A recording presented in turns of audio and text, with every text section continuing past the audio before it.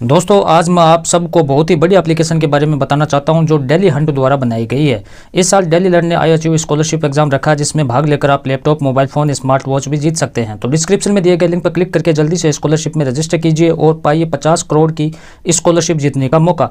दोस्तों इसकी सबसे बड़ी खूबी यह है कि पहली बार किसी ने बड़े शहरों के साथ साथ छोटे शहरों और ग्रामीण भागों तक क्वालिटी एजुकेशन पहुँचाने का निर्णय लिया है और यहाँ इंग्लिश के साथ साथ हिंदी माध्यम में भी आप पढ़ सकते हैं। डेली लर्न जल्द ही अपना ऐप भी लाने वाला है जहाँ आपको live class study notes, test series and quiz मिलेगी। तो आप वेट किसका कर रहे हो, जाइए लिंक डिस्क्रिप्शन में दे रखा है और इनाम जीतिए।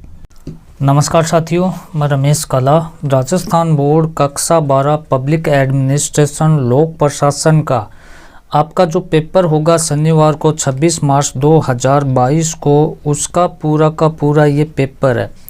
ध्यान से इसको लास्ट तक देख लें। चैनल पर आप नए हैं तो चैनल को सब्सक्राइब करके बेल आइकन को प्रेस कर लें।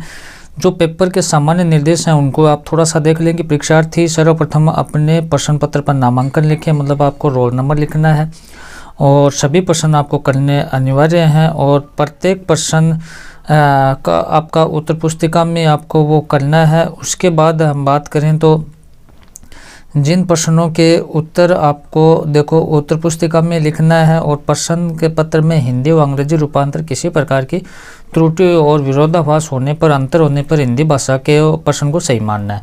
मोटी मोटी बात यही है कि आपको रोल नंबर लिख देना है और अच्छे से सभी प्रश्न करने अनिवार्य हैं। ठीक है, अब देखो कि हमारा फर्स्ट सेक्शन जो रहेगा आपका लोक प्रशासन का 26 मार्च के लिए, उसका पहला प्रश्न होगा कि लोक प्रशासन के विषय के एक विकास को प्रश्न हमारा कि लोक प्रशासन के एक विषय के रूप में विकास के किस काल को सिद्धांतों का समन्वय कहा जाता है। प्रशासनिक व्यवहार पुस्तक किसके द्वारा लिखी गई थी।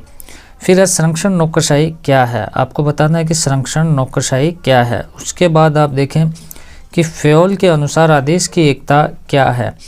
किन्हीं ऐसी दो प्रशासकीय संस्थाओं के नाम लिखिए जिनका उल्लेख भारतीय संविधान में किया गया है। शासन की संघीय प्रणाली से आप क्या समझते हैं, यह आपको बताना है। उसके बाद किन्हीं दो सिद्धांतों का उल्लेख कीजिए जिन पर एक बजट को आधारित होना चाहिए। अनुमान समिति का प्रमुख कार्य क्या है, आपको क्या बताना है, अनुमान समिति का प्रमुख कार्य क्या है।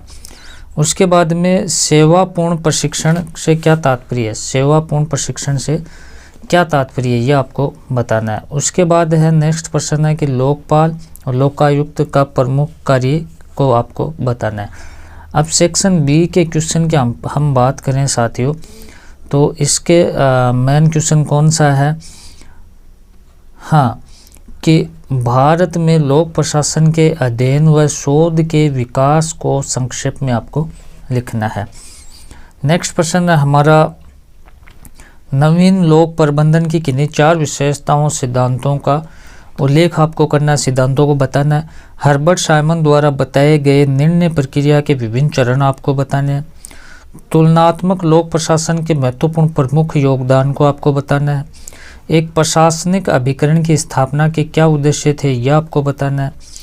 जिला स्तरीय जन शिकायत निराकरण तंत्र पर आपको टिप्पणी लिखनी है।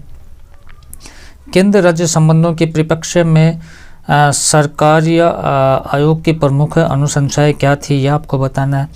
राजस्थान में प्रशासनिक सुधार के लिए किए गए किन्हीं 4 प्रमुख प्रयासों को आपको बताना है। सेक्शन सी में कैसे क्वेश्चन आएंगे, यह आपको बताना है कि टेलर की कार्यकारी फोरमैनशिप की अवधारणा को स्पष्ट कीजिए। नेक्स्ट प्रश्न है हमारा कि सिद्धांत X एवं सिद्धांत Y की मूल मान्यताओं के बारे में आपको बताना है। निर्णय प्रक्रिया के सीमित विवेकता सिद्धांत को आपको समझाना है। विकास प्रशासन की प्रमुख विशेषता बताइए। विकास प्रशासन परंपरागत प्रशासन के किस प्रकार भिन्न है। नियोजन के प्रमुख उद्देश्य क्या होते हैं। नियंत्रक एवं महालेखा परीक्षक प्रशासन पर वित्तीय नियंत्रण कैसे किया जाता है, यह आपको बताना है।